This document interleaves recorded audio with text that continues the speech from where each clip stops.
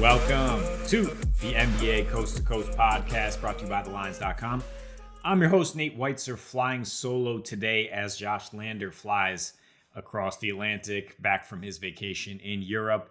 We are going to continue our promise to bring you 2 game videos and a player props video each and every weekday as we do, and Josh will be back on the air tomorrow.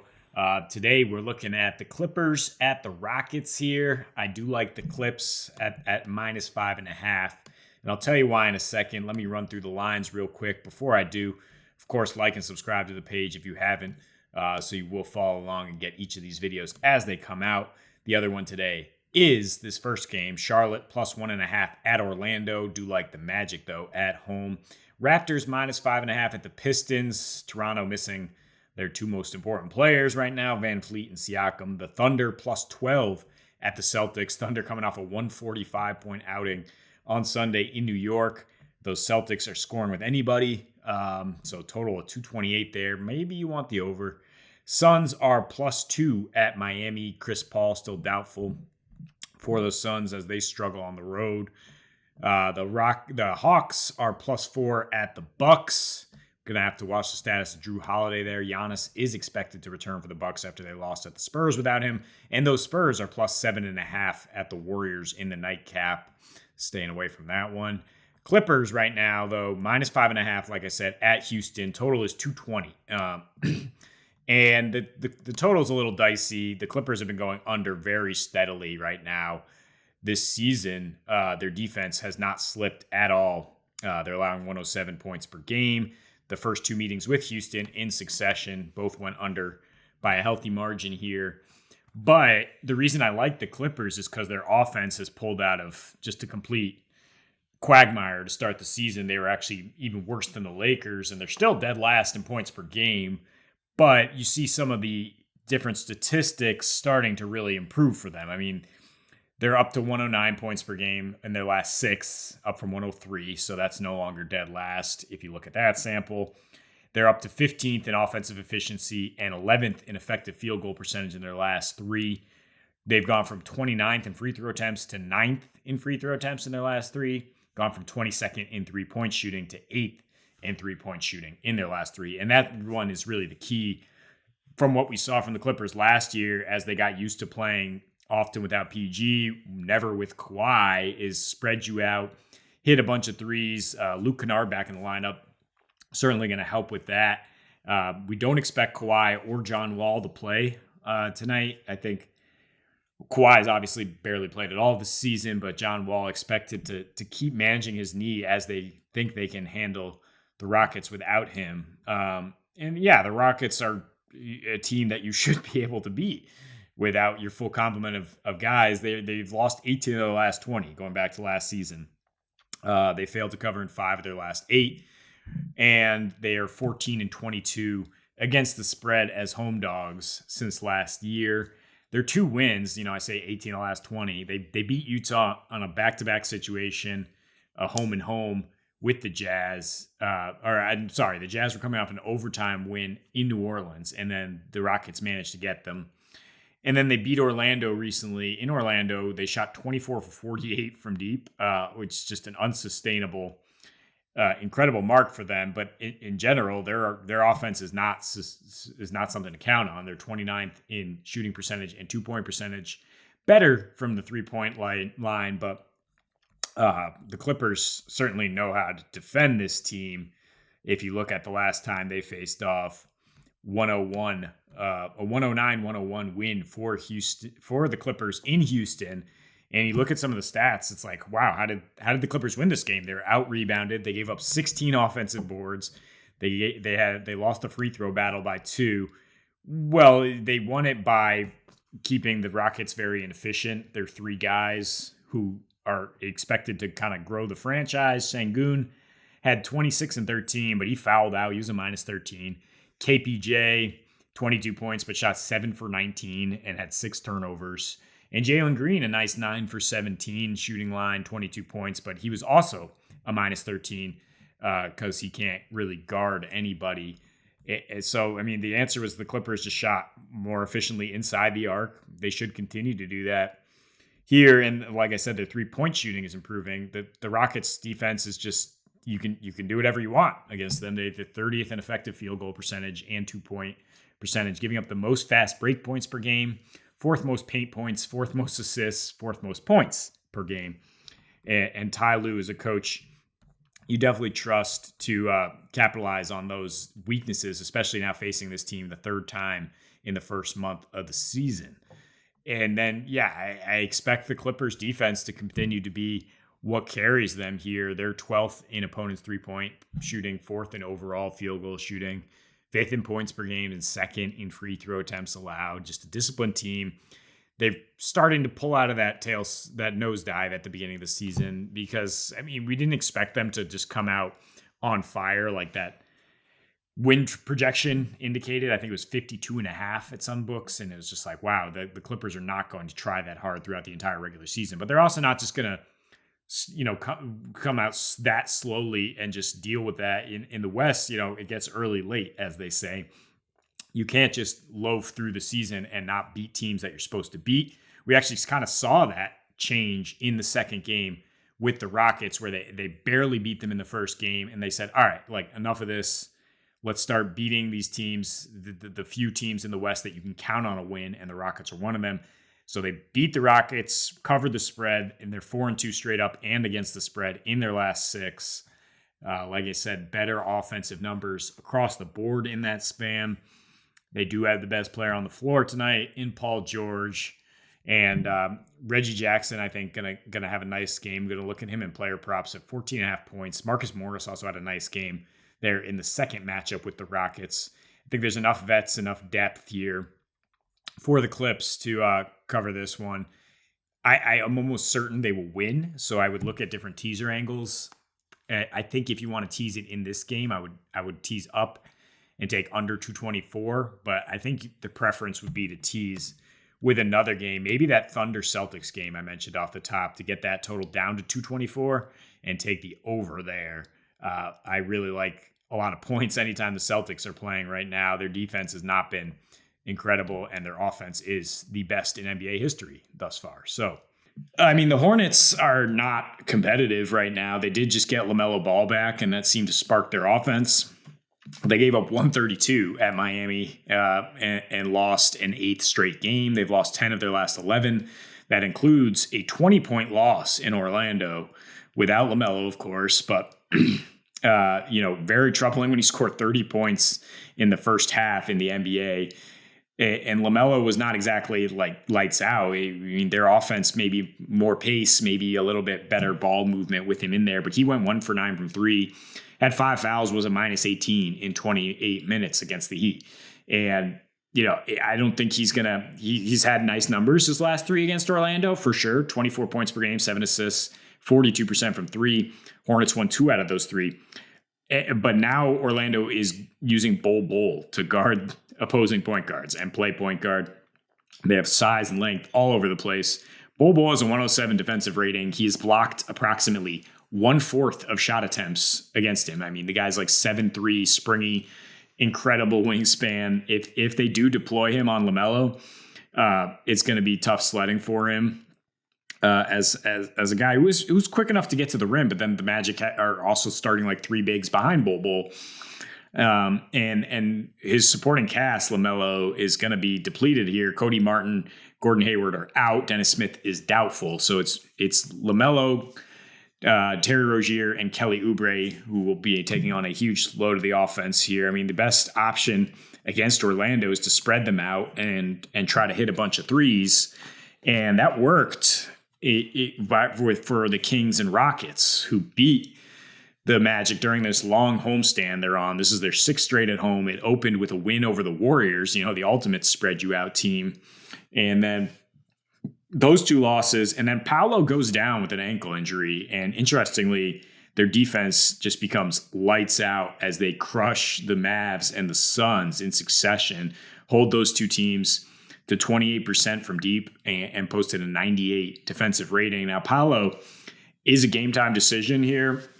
I think he might return, like going up against the reigning rookie of the year, LaMelo, and showing what he can do. And I don't think that he's such a negative defensively that they're just going to regress. I think it's a difference in coaching and adjustments after they got kind of smoked by the Rockets of all teams, gave up 24 threes at a 50% clip, made some adjustments that they're not going to, that you have to do when you play this many bigs at once, so that they were able to contain them. And Charlotte is just an awful 3-point shooting team right now. I mean, that's part of the reason they've struggled without Gordo the last few years. He misses a ton of games. And in their last 3 now, they're shooting 30% from deep, which is 27th in the league.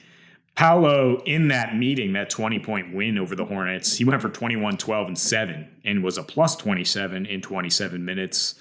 Part of the reason that they just completely blew doors off the Hornets. And what the Magic do poorly is exactly what the Hornets can limit. Like, they're number 1 in fast break points allowed. Well, the Magic are dead last in fast break points scored because they play gigantic lineups. They want to get in the half court. They want to go high-low, and they want to pound you in the paint. They're 8th in paint points, and the Hornets give up the 8th most paint points. They're 28th in three-pointers made, and that's what the Hornets defense excels at, allowing the 5th best percentage and 6th fewest makes. And defensively, the Magic give up a lot of 3-point attempts, like I'm saying, but it hasn't really mattered. Hornets also giving up the 5th most free throw attempts. That's a key here, as Orlando's going to look to press that size advantage down low. Mason Plumlee was kind of ineffective. I mean, he was really ineffective the last time these teams met.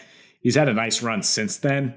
I would expect him to play a lot more minutes, and I'm going to look at his prop of 8.5 rebounds because they're just going to need him out there to battle all these bigs, Wendell Carter, Franz Wagner, and the rest of them, especially Paolo out there too. I mean, second chance points have been huge for Orlando. I think those should be there.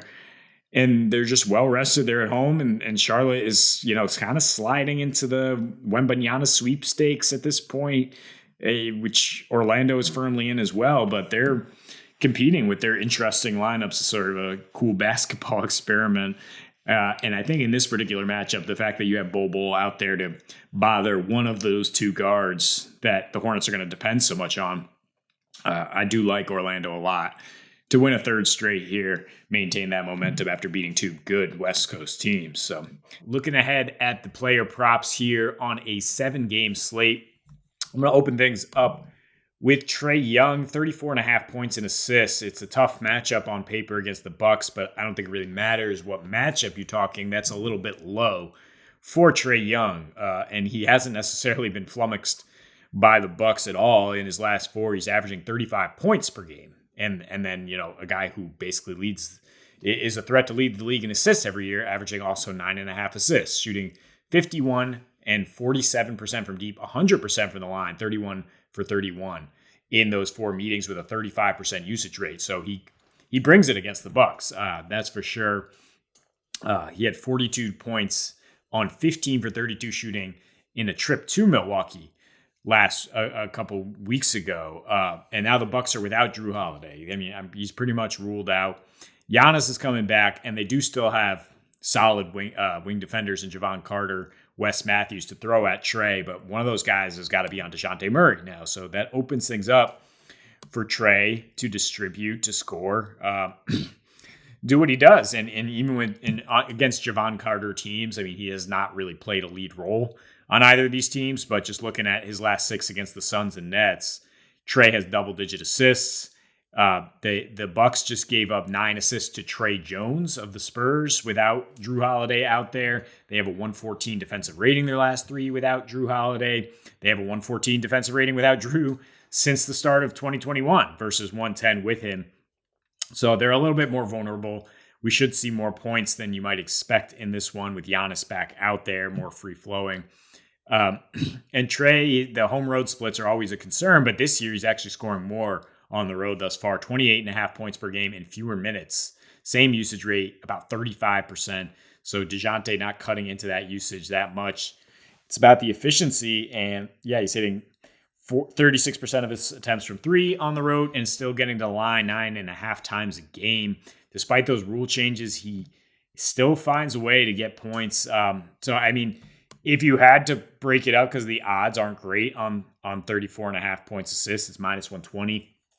I think I kind of like the assists at plus 100, 8.5. Although Milwaukee does a good job of limiting team assists recently, they've been vulnerable. Like I said, I mean, 39 points to Shai Gilgeous the previous game without Drew Holiday. So I think Trey gets his one way or another. The under I'm going to throw in here is Jaden Ivey with the Pistons hosting the Raptors. It's 17.5 points for Jaden, and I think minus 102 at FanDuel to go under that. And his prop is up because he's faced the Celtics in 2 of his last 3 games. The Celtics are just playing shootouts over and over. They have such an efficient offense that and not a great defense right now that the other team is their stats are inflated. He in 2 of his last 3 coming against the Celtics now, Ivy averaging over 18 points, shooting 50% from 3. In his first 10 in his NBA career, he averaged 15 points, shot 31% from 3. And he's facing Toronto, which is not the same kind of defensive dynamo maybe without Fred VanVleet or Pascal Siakam, but they still have plenty of good defenders out there. Gary Trent, Malachi Flynn, Otto Porter Jr. should play a lot of the backcourt minutes. OG Anunoby could switch on to Ivy at times. And then you've got rangy bigs like Chris Boucher, Scotty Barnes, who can make life difficult going to the rim. If his shot's not falling from 3, he could have a tough time scoring in this matchup. I mean, Nick Nurse, one of the best game planning coaches out there. So I'll trust the Raptors as a team to limit Ivy. They need to snap out of their skid here. Injuries be damned without VanVleet. And they're favored by 5 here in Detroit. So the expectation is they hold Detroit's offense down in general. And that just means less production for a rookie shooting guard who's not, the first or really second option on this team.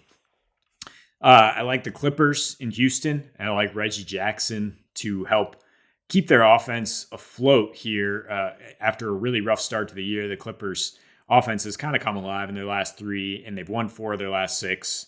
Including one against the Rockets. In that game, I mean, in those back-to-back games against the Rockets, Reggie shot awfully awful. 6 for 22 from the field, 0 for 6 from 3. Still got 6 for 6 on the line at the line and had 18 total points. And last year, he averaged 18 points a game against Houston. So there's room for positive regression here. I mean, we know he can score in this matchup. We know the Rockets are not stopping anybody. They allow the most assists per game and 7th most points to point guards right now. And Reggie, with John Wall likely to sit with load management, should see ramped up usage. So for him to get over 14.5 points, I don't think is that tough. The assists are at 5.5. If you feel like that's a good option, I don't hate it, even though he's had limited peripheral stats his last few games. He also averaged 8 assists per game in those matchups with the Rockets last year. You just look at the usage when Wall sits, or the production, 18 points and 7 assists in 36 minutes against Cleveland when Wall sat. Then Wall played against the Lakers, but Reggie loves playing the Lakers. He had 14 points in 24 minutes. So you would imagine more production there if Wall was not out there for half the game, essentially running the team. And then Wall had a 27% usage rate in their last loss against Brooklyn on Saturday. Reggie went for 6 points, 6 rebounds, 6 assists in 33 minutes. So the playing time is there. Brooklyn's been playing amazing on defense since Jacques Vaughn took over. So now I think we kind of see him ramp up in a much easier matchup against a tanking Rockets team. And I'm just going to cap things off with Mason Plumlee over 8.5 rebounds. This is mostly just like a necessity play that the Hornets have nobody else to go in there and bang with all these Magic bigs. They play such a giant lineup. They allow 14 rebounds per game to centers, which is below average. They're actually a really good rebounding team. 8th in rebounds is Orlando, but 17th in defensive rebounding rate for opponents. And they miss a ton of shots. They're not necessarily lighting it up on offense. Slow half-court team. Plumlee had double-digit boards in 6 of his last 8. He's been playing a lot more, 28-plus minutes per game, averaging 10.5 boards, 10.5 points in that span. He did not have much production in the first matchup against Orlando. I think they have to switch things up here in order to compete. And like I said, with that Orlando offense, it goes cold down the stretch often. They're 29th in fourth quarter scoring, 22nd in the third quarter. I expect Orlando to win this game for sure and potentially pull away early. But if it is a close game, Plumlee should be out there late. We saw him get 15 boards in an overtime game against the Heat. And Charlotte's only plus 1.5, so Vegas thinks they can make this one interesting down the stretch, and their best chance to do that is to play their only real true center right now and try to limit the big Orlando guys down low. So that is all the time we have for you in this one. Follow along with us each and every weekday as we bring you 2 game videos and the player props. We see you next. Happy betting.